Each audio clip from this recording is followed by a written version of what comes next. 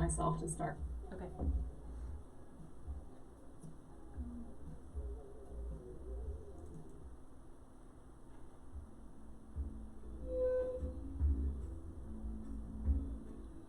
Good morning.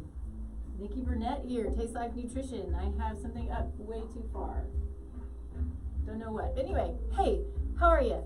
Nikki Burnett, Taste Life Nutrition Radio, streaming live on KUHSdenver.com, where we bring on really some of the most amazing people. My sound is bad. Anyway, so today we've got Kat Granville. Sorry, Kat. Who has really an amazing, unique, inspiring, crazy story to tell. And yeah, I don't know what the sound's doing. Number one is up too high, just down a little bit. Like that? Yeah, and the top one too. Number two also. There. Better? Okay. So we're going on 4 years of doing this, and it never fails that there's something that I kind of mess up, including not starting my lives. Oh man, Kat, it's nonstop with live. It's just real, and I just screw it up all the time. Anyway, so Kat is Kat's been a friend for a long time, and I have watched her go from this single woman to this amazing mother with an amazing story that's unlike probably any that I have ever heard. New term called free birthing is new to me. And so, yeah, Kat, thanks for being here. I'm so excited to hear all of the story. I've only heard part of the story, and there's a lot going on here. But this is something that I think it's important for people to hear and to know about if you are looking at growing your family, expanding your family. This is not to talk anybody in or out of anything, but to give information, because I think it's a really beautiful story, and I think we can all grow and learn from it. So, Kat, thanks for being here. Thanks for having me. Yeah, I'm excited. Yeah, I know, me too. I'm excited to hear all the gory details, because it's going to be a lot of fun. At least fun now that you're past it, I think, right? Yeah, the first 3 months, yes. The birth, I would birth every day if someone gave me the option. And it's a really great challenge. But the 3 months of twins is yeah, that's a little deal. That's a lot. So interestingly, one of the first things that she said to me after she had the kiddos was, "I think I'm addicted to birth." I was like, what? Never in my life did I think that I would hear something like that. Never in my life did I think I would say something like that. Awesome. Well, I'm excited to jump in, but as always, the first thing we do is gratitude. Gratitude can change the world, right? Gratitude radiates from here, from the heart, from the mind, out into around the people who are around you, and it just keeps going. So I fully and truly believe that gratitude can change the world. So, Kat, what are you grateful for? Okay, so I'm glad you prompted me with this question beforehand, even though I'm grateful for a lot of things in my life. I am really grateful for my husband. I'm very blessed. He is a really good man. And falling down from that is I'm grateful for my family. So I think today it's just like, yeah, he's such a good human, and has really taught me a lot and opened my heart and opened my mind and soul to so many things. And then you'll hear why I'm so grateful for him, because he was so there for the birth. So yeah, I think today is a day where I'm really grateful for my husband. Awesome. Yeah. That's I have been that way for the last couple of weeks. We were just talking before the show about my 18th anniversary, which has been my gratitude for the last 2 weeks. So probably shouldn't be today, although it's every day, the gratitude of having a man in your life who is strong and giving and full of heart and love. So yeah, I totally agree. I think, though, what am I grateful for? Like you said, there's so many things to be grateful for. I think I'm just going to say that I'm going to put it out there that I think we're going to go to Mexico, go diving. Yeah. And so I'm always grateful to be able to look forward to a trip that is fun and with friends and family and on the beach. Anybody ever listens to this show, you know that I like beaches where I want to be. And so we just got back from Hawaii, which was awesome, by going to Mexico and doing some diving there. And I think in Cozumel, I think is the plan, hopefully is the plan, where there's supposed to be really great diving there. So I'm grateful for these opportunities that come up that allow you to experience life, experience the world, experience a place where we're not supposed to be, right? I mean, we're not supposed to be underwater because we don't typically breathe underwater. And so, yeah. So anyway, I think that's what I'm grateful for. It really is, I think the opportunities that life presents to itself is probably the bigger thing that I'm really grateful for. And, just these gifts that God gives us is, it's really amazing. It's a good life, right? So, all right. So let's do this. Let's just start with wherever you want to start that makes sense for you, because a lot of this I think is going to be new for a lot of people, and I want to just kind of start with what makes sense for you. Yeah, totally. So if people don't know already, I actually had twins on July 4th, and I called them surprise twins, but we did know like 2 weeks ahead of time that we were having twins. But the whole pregnancy. So 2 weeks. Let's not run over that. Right, so you knew 2 weeks before birthing your babies that you were having twins. Yeah, so the text I sent you this morning, it's like I tried my best to do what we call is a wild pregnancy, and I didn't do a fully wild pregnancy, so I can't actually own that, but I tried my best to just like trust my body, trust that like my body knows how to like grow and birth humans, because innately that's what we're created to do. And my first birth and pregnancy was so wonderful with Madeline. So I was like, yeah, I'm just going to kind of do it. And we were in Denver most of the time. So I didn't actually get to see my midwives in person except for the initial appointment. And then when we got back around 36 weeks. So I only saw my midwives, I think a total of 4 times, maybe 3. I'd have to look back at the notes. But and at the first appointment, which was I think I was 9 weeks pregnant. Or maybe 10, I don't know. They checked for the heartbeat and they found a faint one, and I let them use the Doppler, which there's like 3 different ways to find the heartbeat. There's the fetoscope, which is like the heart scope, and then there's the Doppler, and then there's the ultrasound, which we don't do anything typically, except for the first one we do a Doppler. And they found a very faint heartbeat, which was fine, because typically you don't find it before 10 weeks anyways with the Doppler. So we're like, okay, that's good. And we got some blood work done just to make sure all my blood work was good to go. And then after that, it was like hands off pretty much. And I had a couple phone calls with my midwives, but nothing crazy. And so I fully like wanted to embrace like my innateness to be able to like have a wild pregnancy and kind of, let my body do what it needs to do. So with that, I was like, I really am kind of interested in this free birth movement that's going on. It's been around for a long time. Free birth is actually like, it's like becoming a fad, but it's actually how we're supposed to birth. It's kind of from the beginning, right? I mean, right. So it's not really a fad, but isn't that the way it is with everything these days? Though, is the things that are traditional and the way that it's supposed to be and the way that it's intended to be, is now the new fad. I'm like, does that really make sense? Sure. Yep. Yeah. So, just so the viewers know, I have to get a baby at some point. It might be the next 5 minutes because they're down for nap time, but I can multitask. So yeah, I mean, we really just wanted to do something supernatural, and for some reason in my heart, I just really desired to birth at home with my husband only, and my daughter obviously too. But I love my midwives, and they're really 2 wonderful women, and they did such a great job with Madeline. So I was like, we'll just use midwives. It's fine, and we're like supporting local women doing things that are changing the world, right? So I was just like, it's great. And so we were planning a midwife birth at my house, same old thing, no big deal. But for some reason I was like, I kind of like went in to like follow the free birth movement, and I bought this book by a woman named Heather Baker, who's a traditional midwife. and there's like 16 different types of midwives, but a traditional midwife is someone who's almost like self-trained and like they don't have to license and they don't have to follow rules and laws and all that stuff. So I bought this book. It's called Birth on Your Own Terms. And I just read through it just so I have a general idea of like, if I were to end up birthing on my own, what are things that I need to look out for?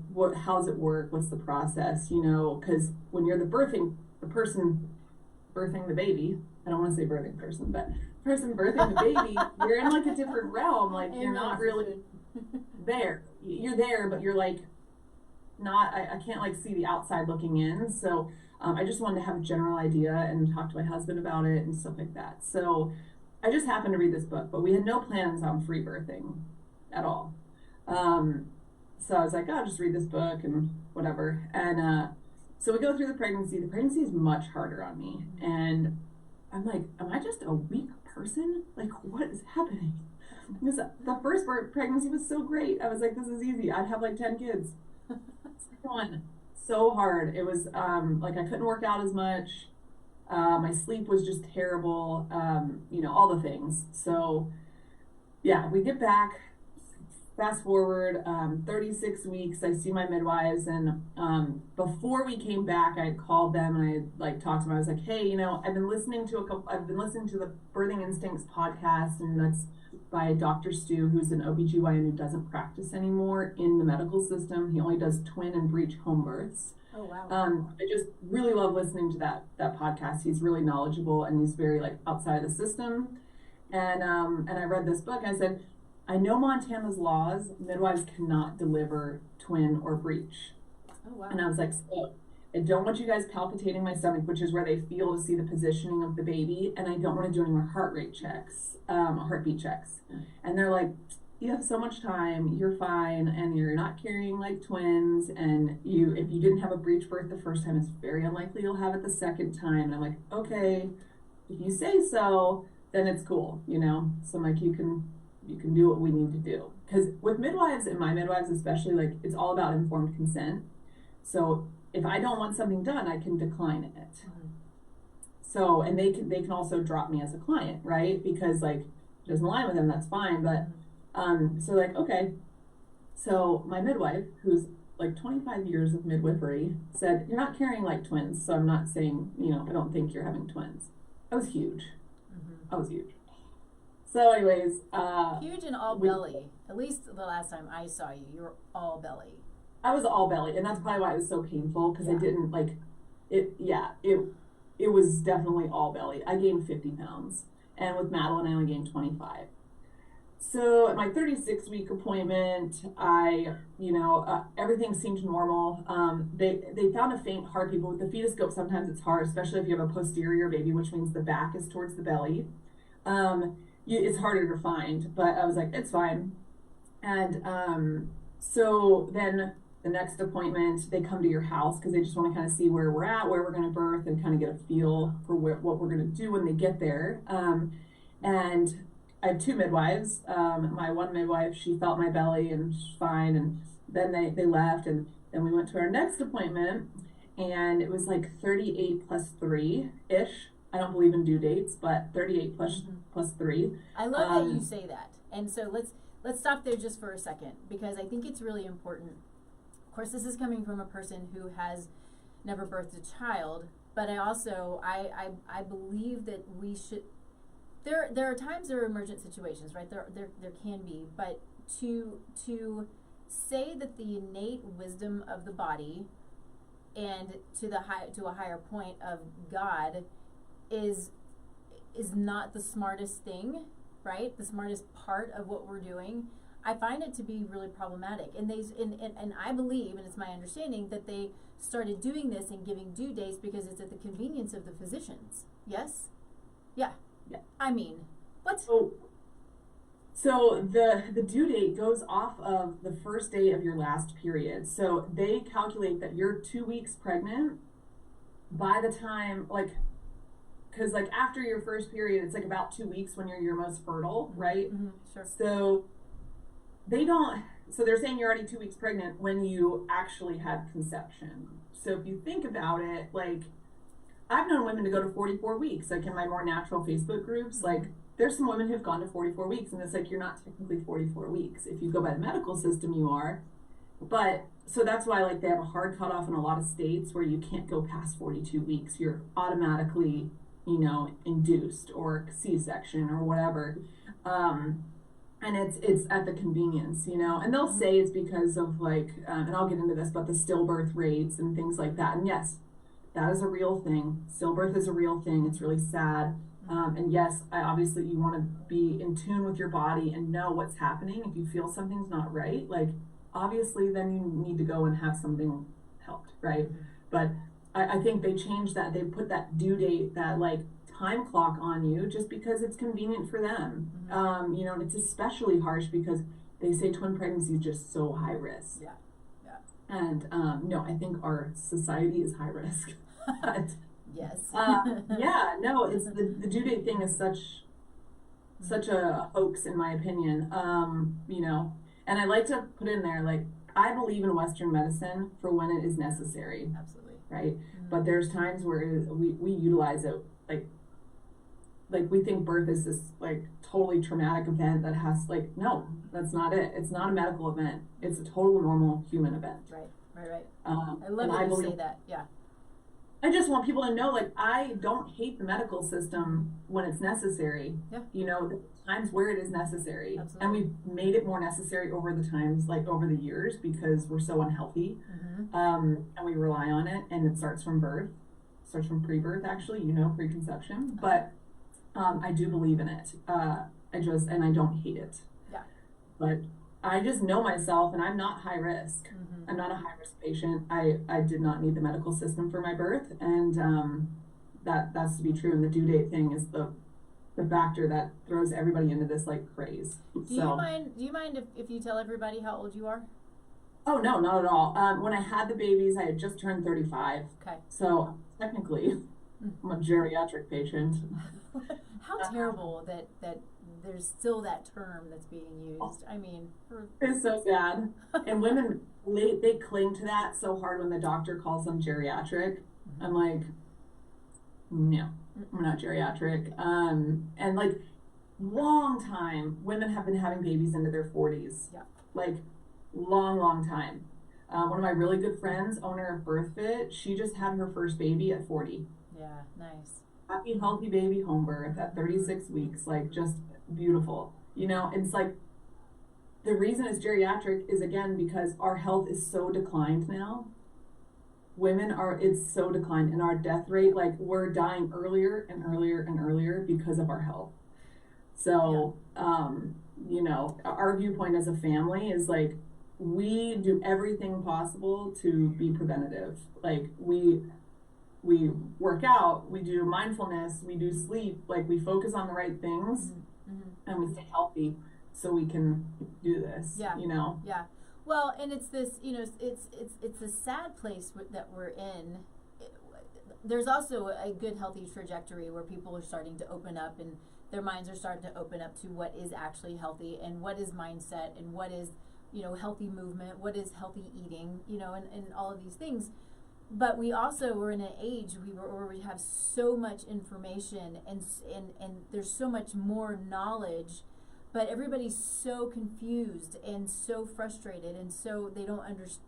It's just this lack of true understanding of what good health is, which is so bizarre to me when we have so much information. And with that said, you know, the medical community, we are still, like you said, we're dying earlier, we're getting sicker and sicker when we know so much more than we used to know. Right. It's mind-blowing. I'm going to grab a baby really quick, so hold on 1 second. I can keep talking, we'll just grab a baby super fast. The beauty of having 3 children and 2 twins, well, 1 set of twins, and I think that they're 6 months old, I believe. Something like that. Anyway, she'll let us know. But they're going to be 4 months. Here's one. 4 months. This is Isla. So we do contact naps in this family. she's really our talkative one, so like I could hear her the whole time. I'm like, oh my gosh, she's so loud. But I didn't hear. they are, yep, they'll be 4 months, and hold on, let me pop this open. Yeah. So, yeah, it's funny how the medical system really like almost they make you feel so incapable. I'm not gonna bash on the medical system the whole time, but Yeah. they make you feel incapable as a parent to one, raise your children and like birth your children, do all the things like, and it's really sad that, or like even yeah, because my husband's gonna be 42 this year. I'm 35, and you know they would say, like they would do all the testing if we were in the medical system, and they would do they would probably like try to give me some extra things or say don't exercise or give me a clot, all this stuff, and like it's just like I didn't need any of it, and it's proof because my body just did what it needed to do. Once I tell you the actual birth, it's wild. So yeah, it's crazy how they do that, but my goal was to really lean into the innateness of myself, you know. So I tried my best to do that. So yeah.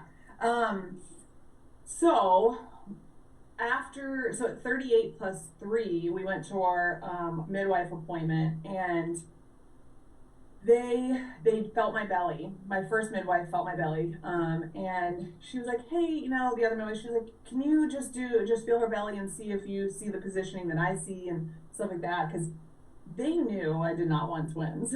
Everyone twins, but and I have to admit that because I know, hopefully you guys are gonna see, hopefully, you know, it's just because I know that being a twin mom is harder. You know, just thinking about it, like being a mom of one is hard. So anyways, my seasoned midwife, the one who's been doing it for 25 years, she was like, she felt my belly and she's like, Kat, I think there's 2 in there. And I'm like, I rolled over and I just immediately started crying. Oh. Like, I was so mad. And my husband was just like, I don't know what the look on his face was because I didn't get a chance to see it, but I'm sure he was just as shocked, you know. So yeah, and then we went back out and we kind of chatted about things. And so in Montana, like I mentioned, they can't deliver twins. They can't do twin or breech. And most of the time when you have twins, one of them is going to be breech. So, but since I don't do an ultrasound per, I think their license, like it has to be a confirmed twin, which confirming it would be through ultrasound, from what I gathered from my midwives. And they're like, well, I was like, okay, well, if it is twins, I'm just going to decline the ultrasound and we're just going to go at it as if it's a singleton and you guys have no idea. And we have no idea. And they were like, okay. I was like, I declined the ultrasound. So leaving that appointment, we all assumed that we were going to just birth normally and it just be surprise twins. You know, we had no idea. So after the appointment, my midwives texted me and they were like, you know, we're going to have to file for 2 birth certificates. They're going to know that it's twins and da da da, which kind of confused me. And it still kind of doesn't feel right how it all went down, but the situation, you never know how to do it, I guess. You gotta just roll with it. Yeah. And so they were like, I was like, let's get together tomorrow and like, let's just chat and see where we're all at. You know, because neither of them, to my, like, when I asked them, neither of them have ever done twins or a breech. So we went in and they're like, hey, we just don't feel comfortable. We don't want to get investigated because they'll get investigated if we have a surprise twin birth. They're like, we don't feel comfortable doing that, so we're gonna drop you from care at 38 plus 4. Wow. So you know, and I said this in another podcast I did. I was like, I don't ever expect anyone to put their life on the line for me, even though I would think in that situation I would maybe do that, you know, especially in the position they're in. But yeah, it was a little disheartening, you know, that they dropped me from care. But that's just that's what it was. And I asked them at the appointment, I was like, hey, you know, if I call you at 2 a.m. and I'm having babies, because they only live 3 blocks away, one of them does, Yeah. would you show up as a friend? And one of them said, they were like, we're not going to let you, you know, be in any danger or something like that. I forget exactly what they said. And I was like, okay. So we just left it at that. I assumed that they would probably just show up if I called them. And they texted me afterwards and like, hey, my husband just doesn't feel okay with that. So we're going to pray for you, but we basically can't show up. Oh my gosh. Wow. So it's, you know, like I'm 38 plus 4. I'm like, and no, barely, people who have twin pregnancies, the medical system doesn't really let you get past 38, really, because they throw all these statistics at you. And most women don't go past 36 because they're like, that's when they typically take the babies. So as I was leaving the appointment, the last appointment with my midwives, I'm going to tell this, one of them was like, I wouldn't be surprised if you went into labor tonight. And I was like, what? Like, why do you say that to me? Like, give me as much time as possible to figure out what we're going to do, because per their license, they have to recommend me to an OB to go to the hospital. And I'm like, we're not going to the hospital. If it was a medical emergency, then yeah, I'd go to the hospital. So we like went home and we were like, what are we going to do? So I called all the people I knew, like the Birthing Instincts podcast is by Dr. Stu, and I know Dr. Stu through some of my connections. So I messaged him and he said I should have a trained professional at the birth or I should go to the hospital. And well, I would assume if it was found out that you messaged him that he would have to, he would have to say that. Or do you think, he's not a part of the medical system, which is cool. Yeah. How he practices under, but no. Okay. He just, all his years experience, I think he genuinely thought that. Yeah. And then I had other people sending me their midwives numbers, and I was researching, and they, I called, I think, 2 other midwives, and they were like, yeah, definitely go to the hospital. Twins is so high risk. And then the girl, my really good friend Lauren, she was at the birth, and she connected me with her old non-practicing midwife who's been out of practice for 6 years, but she's going to be a nurse practitioner, I think. Okay.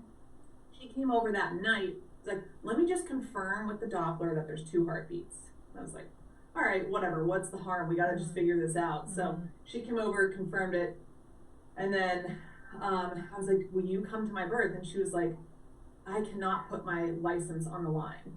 Like, I just can't do it. And I was like, okay, that's fine. Like, so at this point, we had no professional coming to our birth. It was me, my husband, our 2 dogs, my 2-year-old, and my good friend Lauren, who's had 5 kids, said she was coming. Yeah.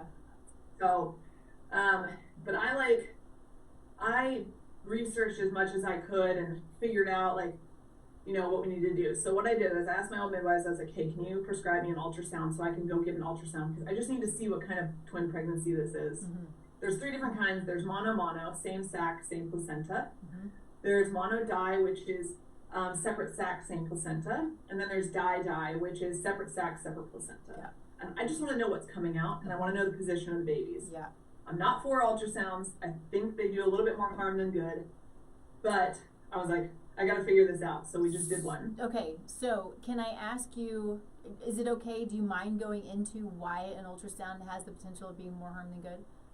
Yeah, so it's ultrasound, right? So the sound is like radiating on this tiny human, right? And we don't know, like there's no studies done on the effects of it, on humans. There's a book, I'll see if I can find it and I can text it to you, but there's a book by a guy who kind of goes into the studies of animals and things like that and like the harmfulness of it. Okay. That is like, I just can't put my baby at risk when I'm not risk myself, right? So my midwives give a sheet out for the 20-week ultrasound. That's what almost all women go in for. If they get any ultrasounds, it's that 20-week one. It's the anatomy scan. And it's mostly checking for like spina bifida, which is if you're a Latino, older in age, that's when you're high risk for spina bifida. and I'm neither of those things. So, and then like, we didn't want to know the gender, so why would we do it? Yep. And there's really just no need for it, honestly. So my husband and I's viewpoint is that we don't need ultrasounds. Yep. Yep. So we don't do them, you know. And a lot of people I've gotten quite a bit of slack for that, but it just doesn't align with us. And I have very healthy children, so you know, so the risks don't outweigh the pros don't outweigh the cons or whatever. The cons outweigh the pros. I don't know. We got you. Yeah, but at 30, like when I went to the radiologist, she was like, I've never done a scan at 39 weeks. This is the longest I've ever, like, you know, I don't even know what I'm going to be able to find because it's so full in there. And I'm like, all you got to do is find 2 heads, see where they're at, and find 2 heartbeats. That's all I'm worried about. And then seeing if there's 2 placentas. Yeah. So, and we went in, she was super sweet. We got the anatomy, we got the scan, and we confirmed that it was a defied pregnancy, which is the lowest risk twin pregnancy. Oh, well, that's great. Okay. Both babies were head down. Yeah. So I wasn't even flirting with the breech baby at that point. The second one can always flip when the first one goes out. Okay. But once I tell you the final story, you're gonna be like, oh, there's no chance it was flipping anyways. So, so yeah, we did the scan and we confirmed that, and then I kind of followed up with Dr. Stu. I was like, hey, this is it. Like, do you think I could free birth? And he was like, I still think you should have a professional. But I think that's because of his years experience. Like, he's seen some things, I'm sure. Yeah. You know, in my heart, I knew that I had a feeling it was going to be a fast birth. And I knew if they were both head down and it's a defied pregnancy, like, my risk is so low, you know? So, so we were like, okay, we're just gonna do this free birth and see how it goes. So the woman that my friend linked me up with, she called us. She's the midwife who hasn't been practicing. She called us and was like, hey, I went to church this morning and God is really pushing me to show up for you guys at your birth. So I'm going to show up for you at your birth. And I have another midwife who lives an hour north who said that she would show up, and she's been to a twin home birth. And we're like, oh, thank you, God. Thank you. And so my husband drives an hour, picks up some equipment from the other midwife, comes back down, and then on his way back down, this is the next day, she calls us again. She's like, hey, I'm having panic attacks. I can't come to your birth. Oh, no. And we're like, what happened to God speaking to you? But anyway, you know, at this point, we're just rolling with the punches. Yeah. We're like, we're rolling with it. And yeah, I'm a little stressed, but I'm also like, I don't even know what to think. I don't know how to, you know, what's going to be the deal. So that falls through. So again, we're back on our own. And we're like, cool, we're going to just roll with it. And then the woman who wrote that book, The Birth on Your Own Terms, she is a traditional midwife, and she is out of, where are the Green Bay Packers? Where are the Green Bay? Wisconsin? Yeah, wherever they're at, that's where she lives. So she actually football questions. This is a birth review. But she just said, she was like, well, you know, the Green Bay Packers are from, that's where I'll fly out of or whatever. So we talked to her, and she does virtual midwifery, which is not the ideal situation, but she offers it because it's helpful, you know, to have somebody on the phone, like, you know, when you don't need to go to the hospital. So, or she'll show up, and she does, she will fly in, stay somewhere, and whenever you need her, she just comes over. She's a super hands-off midwife, which is what is needed, you know, in this situation. So we toyed with the idea of flying her in, but I was like, it's just too late in the game. Like, I don't even know when, I don't know when it's going to happen, you know? So we're like, let's just use her virtually. And we did. So, sorry, real quick. Is it, so you would fly her in, and she could potentially be there sort of on call for a week or 4 weeks or? Yeah, whatever. Okay. I would assume that she comes in towards the very end. Sure. when there's like signs of birth coming. But yeah, it was just so unknown. Yeah. So I was like, I don't know when to have you come in, or like if you're like, okay, I'm gonna come in 2 days and then I go into labor tonight. What's the point, you know? Mm-hmm. So we're like, we'll just use her virtually. That's how it goes. And we only live 5 minutes from the hospital, so if something were to go completely awry, we go to the hospital. Mm-hmm. So we talked about that in advance, and we knew what to do and knew how we were going to do it, and that's what we did. So we hired her virtually, and we had like a phone consult with her. She answered a bunch of our questions, and I had read her book, so I was like kind of prepared to free birth, thankfully. And I went back and read my notes on her book, and so we were just like, this is what we're going to do. And I think we confirmed that at like 39 and a half, or probably 39 and I don't know, 39 plus 6, when I was like flirting with 40 weeks. And so yeah, I also had a good friend in town. She came as soon as we found out twins. She flew in like 2 days later, and she stayed with us for like 12 days. Aww. and just supported us and was great. It's Deidre. Yeah. From yeah. Mm-hmm. Yeah, so her and Jasper came up, and that's her son, and just stayed with us and supported us, and was great. Like, the kids played together, and it was good to have a friend to talk to, like another female, and kind of just ride the journey with me, because I was super uncomfortable and like in this crazy situation, and like she wanted to be here for the birth, and I wanted her here for the birth so bad. But July 4th rolled around, which is also my mother's birthday, and I joked my whole pregnancy with her. I was like, maybe you'll have a birthday buddy. And I was due on July 1st. Yeah. So I went to 40+3 with the twins, and on July 4th, I was just like emotional. And you know me, Nikki, I'm not a very emotional person. I like wanted to cry all day long. I was like, this is so miserable. I don't know how I'm doing it. Like, blah, blah, blah. I was like, woe is me. It happens. And yeah, you just get to that place. But it's funny, like, when you get to that place in pregnancy, that typically means the baby's coming. I was going to say, that's what my first thought was when you said you were really emotional. I was like, that's a tip. Yeah. And a lot of times, like in the holistic community, like a lot of people will be like, I'm so over this pregnancy. What else can I do? And they're like, just have a good cry. Like, have a good cry and let it all go. Yeah. And then typically the baby comes. It's so interesting. On July 4th, Deidre was like, hey, I got to get back to work. I got to go home. Her husband had come up and he drove up. So she's like, I'm going to go ahead and head home, and so she left the morning of July 4th. Just totally gets me. But that night, my friend Lauren, who's coming to the birth, she was like, why don't you guys just come out? It's like a 15-minute drive to their house. Come out and watch fireworks. And I'm like, oh, I don't want to leave the house, but let's go. It's fine. Because car rides were miserable. Yeah. And she was like, come out. And I was like, okay, God, if you don't want me going, just break my water. Like, it's like 7:30, and we're like heading out the door. And I'm like, I got to go to the bathroom. And my water breaks.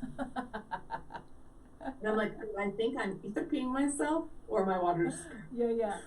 And it was definitely my water breaking. And so my water broke at 7:30, and I went immediately to contractions and very little rest. Like, it was just really fast. And to my knowledge, like, if I were to guess, I was probably 5 centimeters dilated for weeks. I think I was dilated for weeks. I just felt one baby was head down the whole time. The other one was a little bit head up, but 39-week ultrasound, my baby was head down. So I'm guessing that I was dilated. And so my husband starts getting the tub ready, and Madeline's kind of just playing around. And we text my friend like, hey, her water just broke, so we're not coming out. Just head this way whenever you can. And she's like, okay, I'll probably be there in like half an hour. And I'm like, okay, that's fine. Don't rush. It'll be fine. I had an 8-hour labor with Madeline. Yeah. As soon as I started timing my contractions, I texted my friend. I was like, you better get here now. Like, she's like, I'm on my way. So she shows up. She has an 8-month-old. Yeah, she has an 8-month-old. So she brought the 8-month-old because she's still nursing, and she straps the baby to her back and doing all the things. My husband, the saint that he is, got the tub up, and I'm sitting there. I'm like, just zoning out into contractions, and Then I like get in the tub, and 10 contractions later, baby A is out. Oh my like, gosh. I didn't have to push. I didn't transition, which is like when you go from the contraction to the pushing stage, and most women, like some women puke during that because it's so intense. Yeah. I was expecting to puke, didn't puke. I literally went from contractions to baby out. I had fetal ejection reflex, is what it's called, when your body just automatically shoots the baby out. Holy smokes. Yeah, so I didn't have any of the, I didn't have to push. I didn't push at all. The baby just came out. And then, so I caught baby. I was leaning forward on the tub, and I caught baby A, which is Isla. She came out first, and she was, bright-eyed and bushy-tailed and ready to go. Didn't come out in her sack or anything. So then I roll over onto my back, and 9 minutes later, baby B comes out, which is Arian, and she came out the same way. I didn't have to push or anything. She just came out, which was awesome. I'm telling you, like, it's crazy. I think we really mess with birth. The medical system really messes with birth because it was not that hard.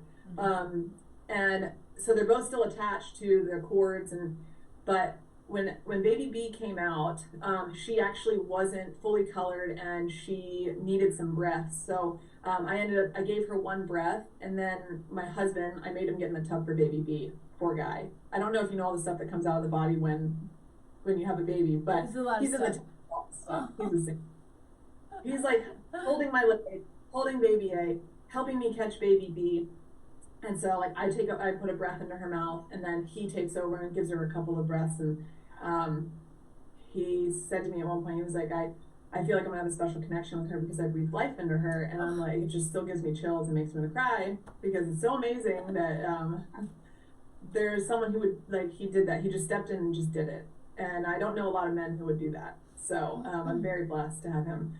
So he did that, and like we're trying to keep the baby above water, keep me above water, and like we're waiting on the placenta. So we decide, like, we waited like 20 minutes and the placenta wasn't coming out, so, which is totally normal. Totally normal. Start pulling on the cords. So we ended up, my friend Lauren actually cut the cords, which was pretty cool. And she takes both babies and is handling Madeline and having a baby strapped to her back. She's just a saint too. This woman's amazing. And she gets them all cleaned up, and Roth is handling me in the tub because we're still just waiting on the placenta to come out. So at that point, we called the midwife, Heather, and she kind of guided us through what tinctures to take to help with getting the placenta out, because my body was probably just tired and it just stopped contracting. So when you say tinctures, just for clarity, you're talking herbs, right? So herbal tinctures to help everything continue. There's a company called Wish Garden. I'm sure you know of them. They have two really good tinctures, Angelica and Womb Stringe. And I believe Angelica is before the babies come out or before the placenta comes out. You can take that to help with like, I think, blood clotting or helping your body contract. And then Womb Stringe is like the heavy duty one, which we needed to have her order for us, or give us like a code to order, because it's a pretty good tincture. So did you order it beforehand? Yeah, we had it overnighted. It cost us like $60 to get it over. But you have to have it in hand. Because in the medical system, you would take Pitocin or Cytec. And I'll tell you about that right after I finish this. We're just more natural minded, and I don't think we need all that. So, and birth, you lose a lot of blood, you lose blood. And I lost quite a bit of blood, but I needed to help my body kind of start contracting. And so I took some more Womb Stringe, and my placenta was so big. It was two placentas, but it was fused together. So it was so big that I kind of got stuck on the way out. So like 25 minutes later, Heather was like, okay, Roth, when she contracts again, I need you just to kind of twist the placenta. It just looks a little stuck. It's not like in there still. Nothing's retained. So as soon as my body contracted, he just twisted a little bit and it popped right out. Came right out. So it was huge. Like, big. I have very healthy placentas. My midwife said Madeline, the one that Madeline had, was the biggest placenta she's ever seen in a lake. All out of competitions, but so on the placenta, did you do anything with it? I didn't with this one, because when you do, so with Madeline's I had it encapsulated, which I'm still 50-50 on whether I believe that or not, and that's more Chinese medicine. because as humans, we don't actually consume our placenta. We're not a mammal that consumes it, Right. but there's been studies done that it helps with PPD and PPA. Yeah. I never consumed any of my placenta with Madeline, even encapsulated. It's still in the freezer. Okay. But with this one, I didn't do anything with it soon enough because I didn't even plan ahead. I should have gotten it encapsulated, honestly, but you have to do it within 24 hours. Okay. So I didn't. So it was sitting in the fridge for like a week. So I just kind of pulled it out. I kind of looked through it. I have a video of it, and I put it in a bag and we put it in the freezer. Uh-huh. And I think at some point when we're on some land, I'd love to bury it. Okay. And plant a tree or something.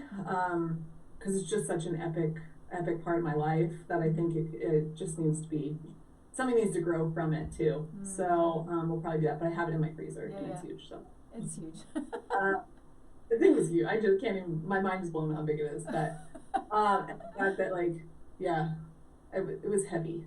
And then the babies were born the first one was 7 pounds, 15 ounces. The second one was 7 pounds, 12 ounces. Wow. So I had very healthy babies. Mm-hmm. So I was carrying around a lot of weight, and it was great to just unload that. I can't even imagine. My belly was kind of pendulous, so that means it hangs out. Uh-huh.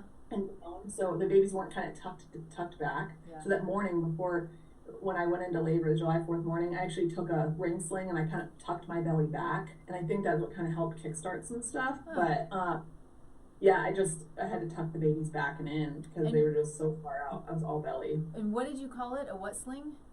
I think, it's a ring sling. So it's like a carrier for a baby, but you can also tighten it up to where it kind of pulls the belly back. So I did that. So it's supportive, essentially, right? It's supporting and, yeah, pulling it back to where the babies are supported by like my legs and not just like pulling my back forward and arched and stuff. Yeah. So, okay. But so in typical scenario, like after a baby's born, like the medical system or even midwives, and I think this is great having this as an option. You can get Pitocin, which is also what puts you into labor. And it basically helps clot the blood, keeps you from bleeding out, or Cytotec. And sometimes they have to do both. And I'm sure there's some other ones out there. But we had a secret benefactor send us Pitocin, which was great. We had some on hand, and it gives you a little bit of a peace of mind because during the whole situation, the 2 weeks, like there was some negative stuff coming into my world, and I was like, get this out of here. Sure. Holistic midwives telling me I should go to the hospital. I'm like, come on, think in your heart, like, do you really think I should go to the hospital? Yeah. You know? So it's hard to block all that out. So just having that on hand was really great. So I never used it. I keep interrupting you. I'm sorry, but I can't help it. I feel like there's just so much fear. And I don't know if we hit on this or if I said it earlier in my promo or whatever, but it's so much of it is based around fear. And I feel like even in the holistic world, there's still that conventional. There's some conventional training there, right? There's still an association with the what could happen and what we're used to and what we do today versus what we did, 1,000 years ago, whatever the case may be. And I can kind of get it, but I also am more in line with you, and I get that as well.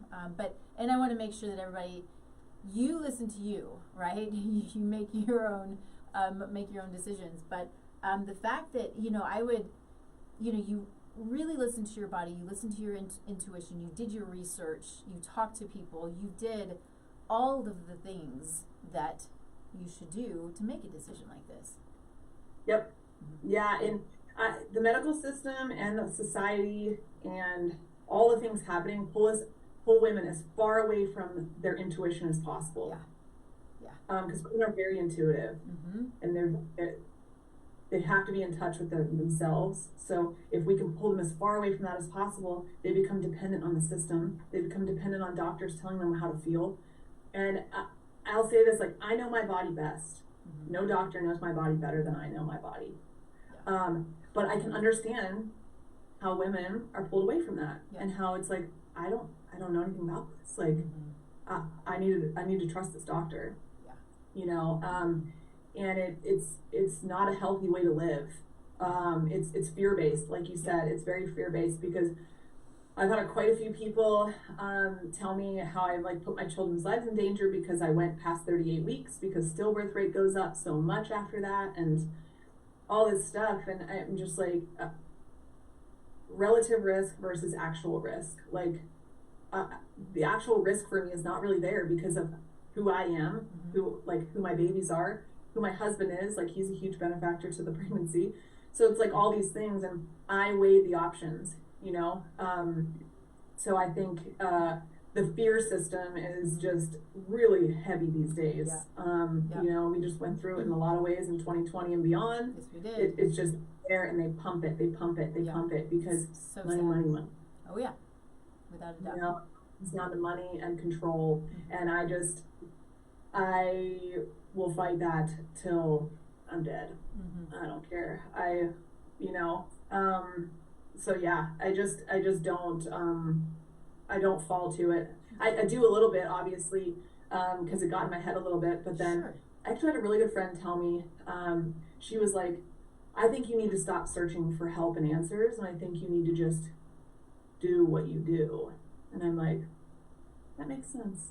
And that put me at peace, because I kept like searching for another midwife, another person to be at my birth, another medicine, you know, all this stuff. And I'm like, I just have to stop searching. The more I search, the more stress I get. Yeah.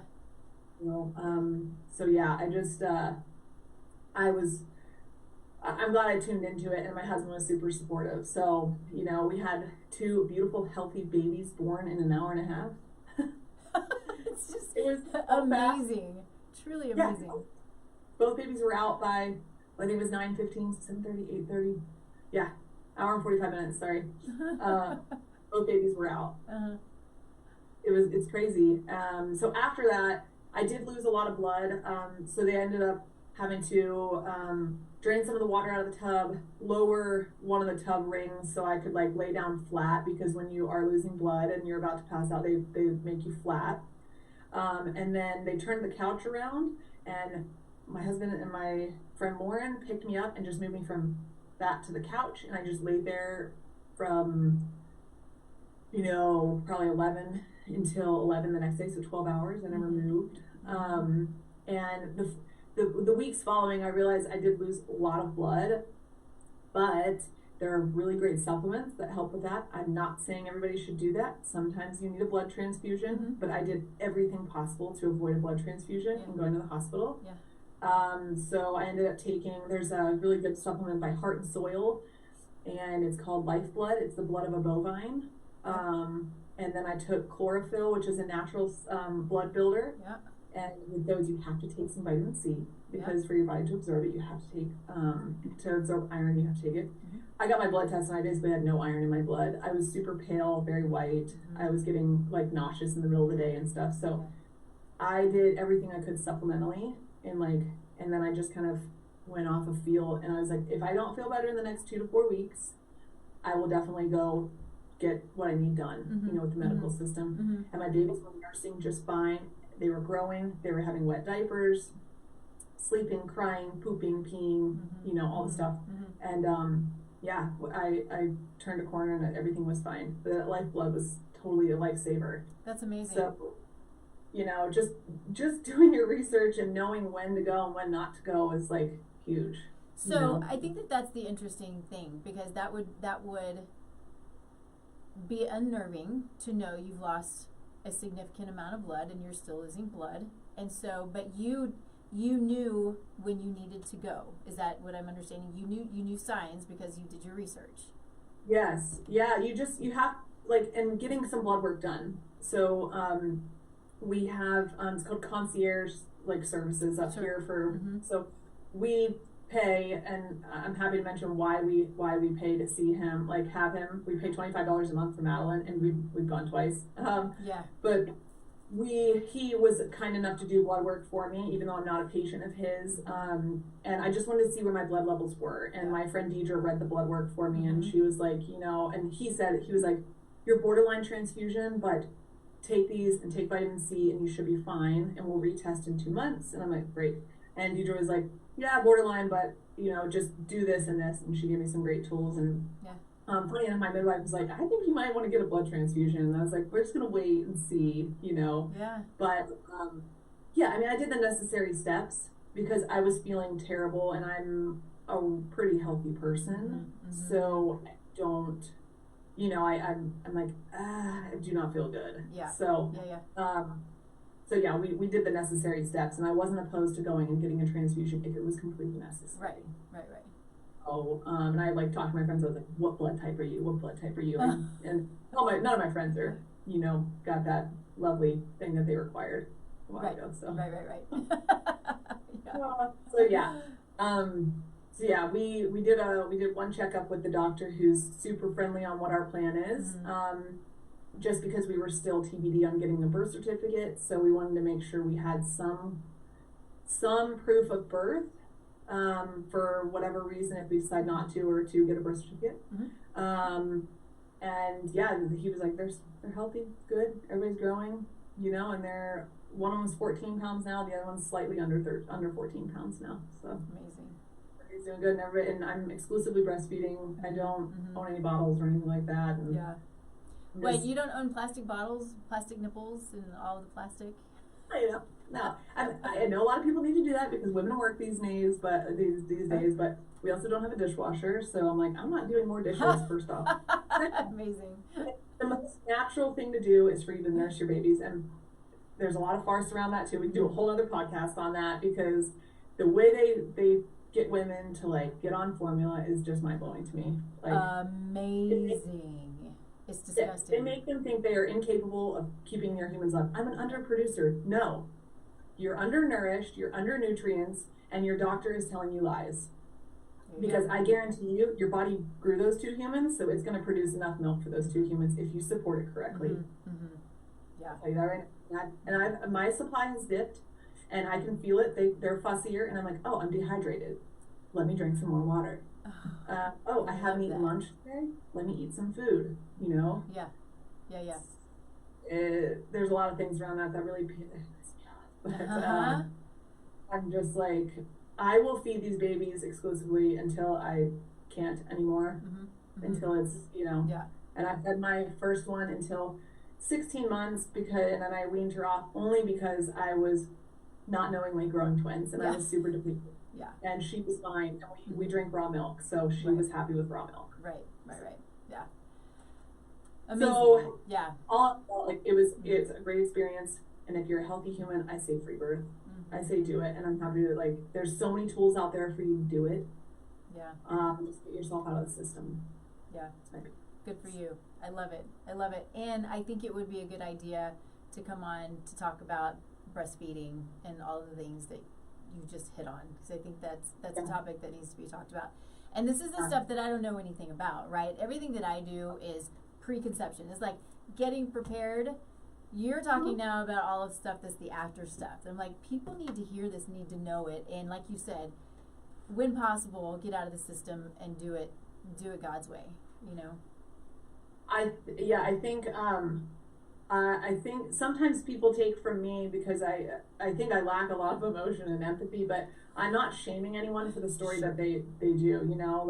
You choose your own path, and that's the way it goes. But it's all about know better, do better, and I think people take shame from that too. It's but you can educate yourself, see 2 sides of the coin, see it all, hear the story, don't shame me for going to 40+3, do your research and choose your path.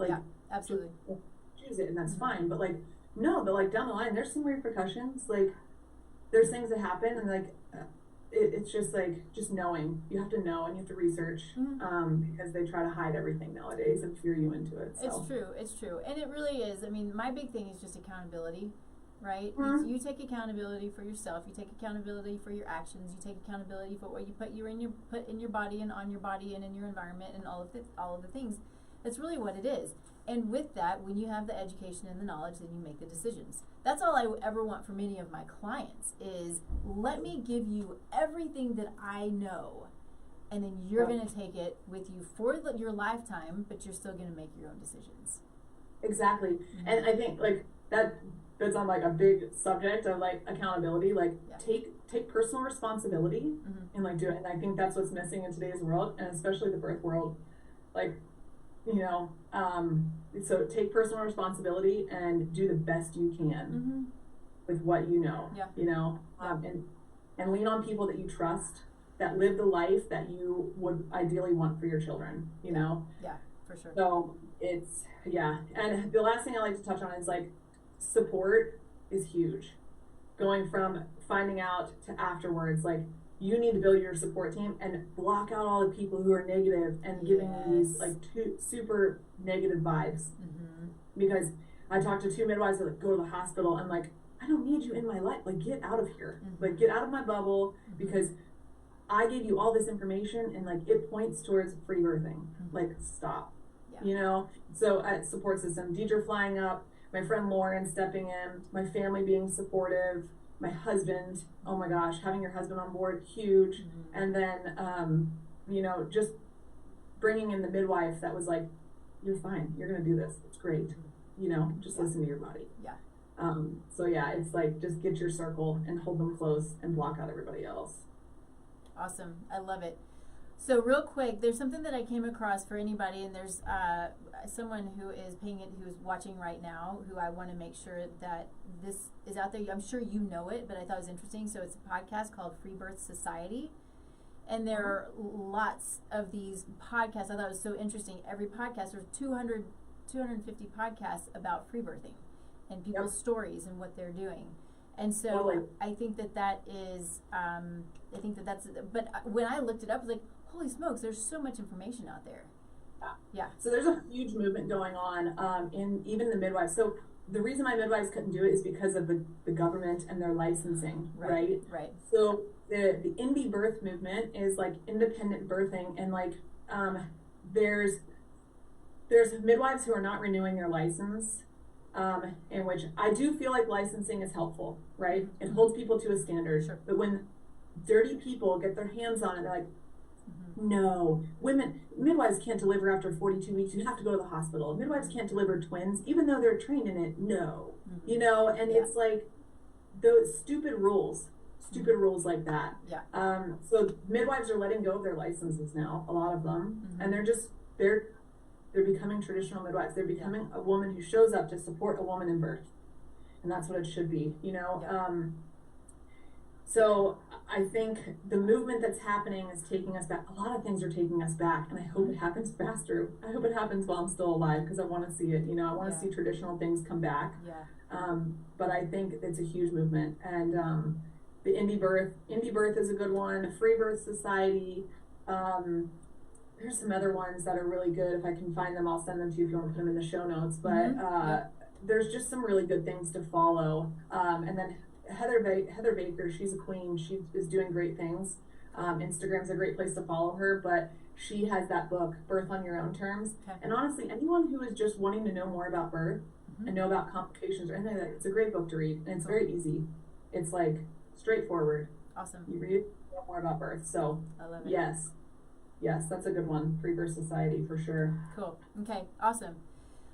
We're running a little long, which is totally fine. But what I want to make sure of, because I think it's important that you are also an entrepreneur and a business owner, and I want people to know about that, because I hear, every now, as I'm networking and listening to people, is like, man, I could use a VA. And I'm like, okay, I gotcha. So talk about that. So yes, first and foremost, I'm a wife and a mother. That is my goal in life, but I also am a business owner, like you mentioned. I own a company called Charter Creatives that opened in 2019.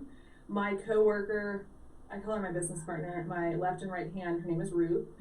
She works with me, and we're virtual assistants. So we do a myriad of things, anything from answering emails to managing your Google Drive to project management to email, all kinds of stuff. So, and between her and I, we have probably about 10 clients, and then we also just brought somebody else on who's going to slowly ramp into doing some other things for us. So 2024 is hopefully the year of growth.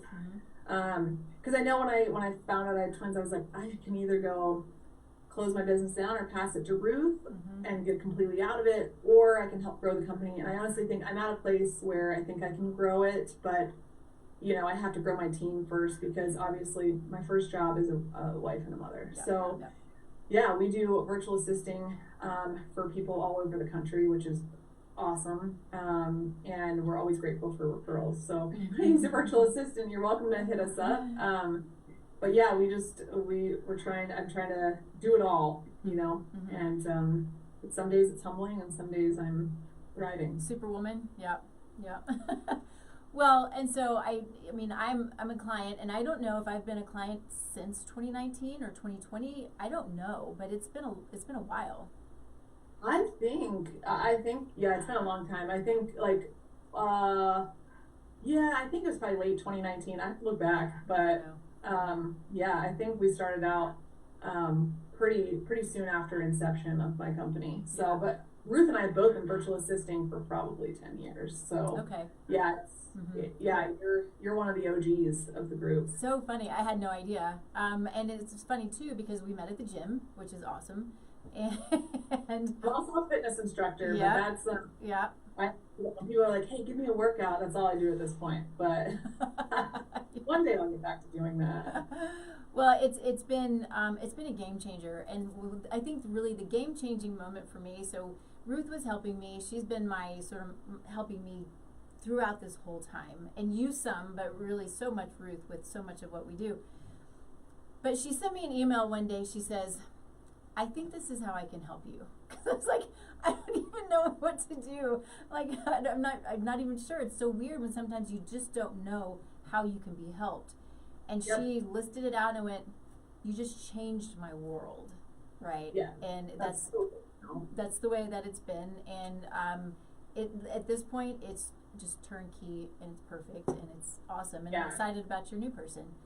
Yeah, we're excited too. I think, Mm-hmm. yeah, with entrepreneurs, that's a really common thing. They never really know what to hand off because they're just so used to doing everything Yeah. themselves. Yeah. So, you know, it's awesome. Like Ruth is super intuitive, and so am I. When I have the opportunity to really get into it, Ruth Yeah. is more into it than I am at this point. Right. But it's really helpful when we're here. But like we see what's going on, and we're like, I can do that for you. Like you don't have to do that, you know. And So then helpful. there's like times where I'm like, okay, if you're an entrepreneur, just write down all the things you hate doing that you're like avoiding, Mm-hmm. and let's see if we can do them for you. Yeah. Yeah. It's like Yeah. they gotta get done, and we can get them done in a timely manner, and we actually like doing it, which is like the weird thing, you know. There's the creatives and the admins, and yeah. just Mm-hmm. find a symbiotic relationship, and they do all the stuff this one hates, and they do all Yeah. the stuff this one hates. It's It perfect. works. I love it. Cool. So, All right. Well, thank you. This is awesome. thank you so much for having me and letting me tell my story. Like, Yeah. I do think a lot of people need to hear the story, and I really appreciate you giving me space to do that. Yeah. And hopefully we can talk postpartum one day. I have a lot of good resources for that. But yeah, and if anybody ever needs any help or wants to know more, you can always reach out to me. I'm an open book. Cool. Awesome. I love that, and thank you for that. I think that we definitely want to have you on again. I think this is a topic that needs to be talked about. If we'll get you back on, I think we're booked out. I don't know if it's February or March at this point, but get you back on sometime around whenever. that time if it works. And Here. yeah, that'll be awesome. I'll know more about postpartum by then too. So. Right. Postpartum with twins. Yeah. One on each boob. Can you do that? One on each boob? Tandem feeding is a real thing, and it is a lifesaver. Yep, it's real.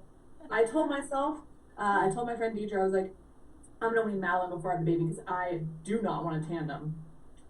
Look at me now. Here you are. So I was like, you have no option. Yep. Just do. Yeah.